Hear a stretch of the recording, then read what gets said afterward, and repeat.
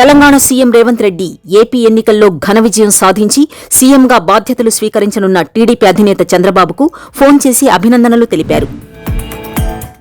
Bengaluru rave party కేసులో అరెస్టైన టాలీవుడ్ నటి Hema movie artist association నుండి సస్పెండ్ అయ్యారు. మా అధ్యక్షుడు మంచు విష్ణు హేమ ప్రాథమిక సభ్యత్వాన్ని రద్దు చేశారు.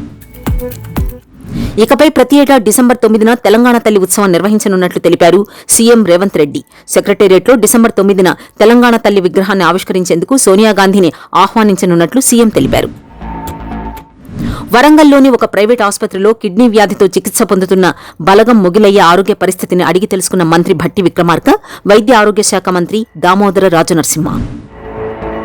చంద్రబాబు నివాసంలో తెలుగుదేశం పార్లమెంటరీ పార్టీ సమావేశంలో చంద్రబాబుతో నేరుగా కొంతమంది ఎంపీలు సమావేశమవగా మరికొందరు ఎంపీలు జూమ్ ద్వారా సమావేశానికి హాజరయ్యారు. వీరందరికీ చంద్రబాబు శుభాకాంక్షలు తెలిపారు. ఈ రాత్రికి ఢిల్లీ చేరుకుని రేపు జరగనున్న ఎన్డీఏ భాగస్వామ్య పక్షాల సమావేశానికి టీడీపీ ఎంపీలు హాజరు కానున్నారు. టీటీడీ చైర్మన్ గా ఉన్న భూమన కరుణాకర్ రెడ్డి రాజీనామా చేయడంతో ఆ పదవి జనసేన అధినేత పవన్ కళ్యాణ్ సోదరుడు నాగబాబును వరించే అవకాశం ఉందని జోరుగా ప్రచారం సాగుతోంది. ఆంధ్రప్రదేశ్ ప్రజలు వైసీపీని ఆదరించలేదనేది అవాస్తవం అన్నారు వైసీపీ నాయకుడు పోతిన మహేష్.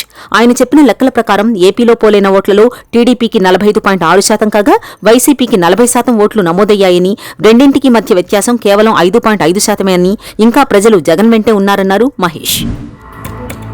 కృష్ణా జిల్లాలో ఉన్న ఆ పిచ్చి కుక్కల్ని వదలమంటూ టీడీపీ నేత బుద్ధా వెంకన్న, కొడాలి నాని మరియు వల్లభనేని వంశీలకి స్ట్రాంగ్ వార్నింగ్ ఇచ్చారు. అధికారంలో లేనప్పుడు కూడా ఇదే మాట చెప్పానని ఆయన గుర్తు చేశారు.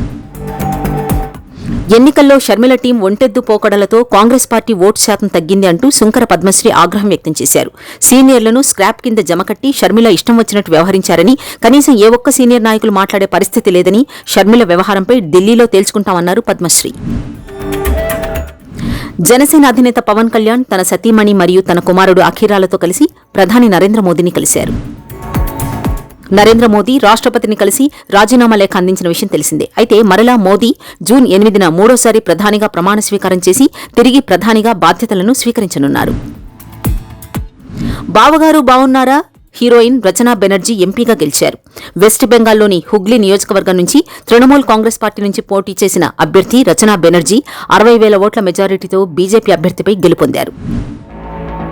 దక్షిణ కొరియా కార్యకర్తల బృందం గురువారం ఉత్తర కొరియా వైపు ప్రచార కరపత్రాలను మోసుకెళ్లే పెద్ద బెలూన్లను ఎగరవేసిందని, అయితే ఇటువంటి ప్రచారాలకు ప్రతిస్పందనగా సరిహద్దులో పేడ మరియు చెత్తతో కూడిన మరిన్ని బెలూన్లను పంపుతామని ఉత్తర కొరియా బెదిరించింది.